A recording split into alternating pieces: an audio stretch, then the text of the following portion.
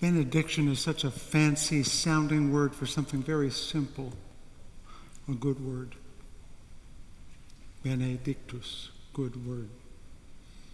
And the phrase itself, Father, is that what it says? Father, give thy benediction. How many of us can remember moments as children when we were hoping for dad or mom to say, good girl, good boy.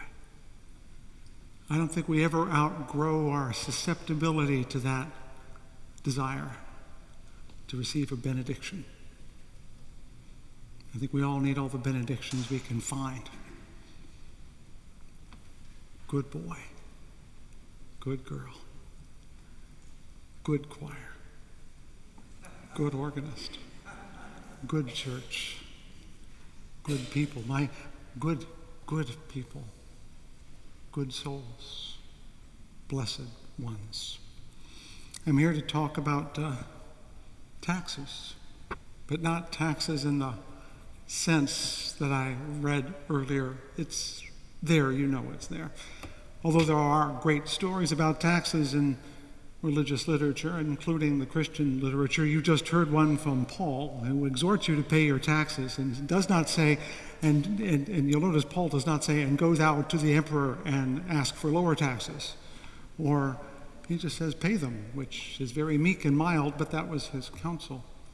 Of course, a more cunning story is that found in John, when in the week leading up to his death, Jesus is challenged by wise guys, smart Alex, to see if he will fall into a trap. And they pull him aside and say, Jesus of Nazareth, we respect you, you're a great teacher, they say, winking to each other. Tell us, is it lawful to pay taxes to Caesar? And of course they did this because if he said no, he could be arrested for treason. And if he said yes, then all of his followers would think he had sold out to the Romans. And of course, Jesus, no fool, being divine and all, obviously being divine, he would know this stuff, said, well, show me a coin. And Jesus said, so whose picture's on the coin? And the smart Alex said, well, Caesar, of course. Then Jesus said, well, render to Caesar what is Caesar's. Render to God what is God. I interpret this to be an early argument for the separation of church and state. But I am a mere mortal. I don't have that going on that I could be so sure. I'm starting with this story not because tax day is coming, but because we all have a sense of duty and dues, of owing. As Paul reminded us, pay taxes when you owe taxes, revenue when you know revenue, honor where you owe honor, and love where you owe love. We tend to think somehow that anytime we pay a debt, that makes us somehow lesser. And I want to suggest that we are in debt our whole lives, as children to our parents, as adults to our children, as citizens to our country, as neighbors to neighbors, etc., etc. This is very much a part of the whole life cycle of spirituality Matthew and I have been exploring all year. And at this point, right here is where we're shifting from the spiritual challenges of midlife to the spiritual challenges of those who are in late life, which is getting to be a longer part of our lives at this point. In ancient Hindu theology, one had 4 sections of a life to live. The first 25 years were spent being a student, the second 25 being an adult who earned a living, the third 25 years being a forest dweller. You heard that in Alan Watts a few minutes ago, a vanaprastha. And the fourth 25 years, you'll notice that's the fourth 25 years, in being a mendicant, a sannyasin, someone who renounces the ways of the world entirely. I'm looking at the wisdom of the vanaprastha, the forest dweller, the person who, having reached the end of a, quote, productive life, now needs to pull away from that life and focus on spiritual things. This overlaps with Erik Erikson's theory, the psychologist, of the developmental tasks we have all through life, one that he calls as we get into late adulthood but not into old age, the crisis of generativity. Matthew spoke about this, and he will point eventually to something called ego integrity. So I'm talking about how hard it is to live a meaningful life and how our sense of debt, of obligation, changes at every stage, and that our sense of owing, of being in debt, is central to our spiritual lives. For example, as I said, when you're young, your duty is to grow up, to become a person.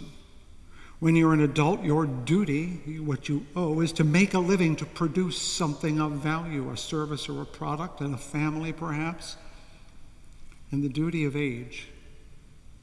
What is the duty of age? They've already grown up. They've already worked.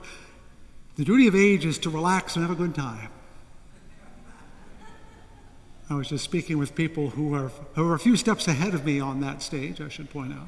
Because after all, our age has nothing to do with us. I wasn't there when I was born, except as a bystander, as it were. And they were confirmed for me what I remember knowing from others is that being old is hard work. But what work is it that being old is about? Does it mean anything? And exactly that's my point. We lack a sense of what being old means, not only to the old person, but to society itself. What do old people mean to society? We lack a sense of the place of elders and seniors, a word I loathe cordially. Let's call them what they are. They are elders. They are the old, and they are not worn out. But they have moved to a different part of their relationship with their lives and ours. And I'm going to spend the next 2 months looking at several ways of understanding age. Now, I'm at a disadvantage here because I can speak about being a kid. I've been one. I can speak about being a youth and an adult, but I have not been old yet. And if I'm lucky, I'll get to go as far as possible down that path. Because as we know, the alternative is non-existence.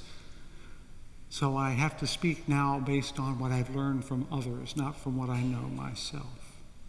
And what I've learned from others is that age is about meaning. It is when we ask what our lives have meant, what our lives can mean, what our lives are worth.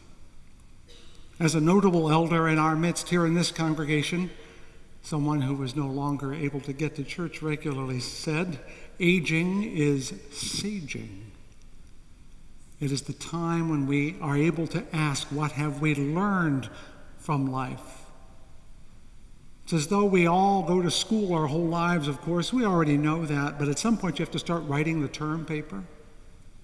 You have to stop reading and start writing, putting together your experiences into a coherent whole. And the time when we reach retirement is when that task becomes front and center. You can work on it earlier, but you really can't focus on it until you have enough material, until your bibliography is long enough with life experiences that you can start putting together that dissertation on life that every one of us has to compose. Age is when we get to focus on that, when we should focus on that, when we need to focus on that. Of course, one of the things I realized, and I have to put my eyes back on here, this is one of my preludes to age, is that since we don't know how to do this as a society, we are so focused in this society on buying and consuming that we think we can learn how to be old by buying the right book or going to the right seminar or joining the right organization.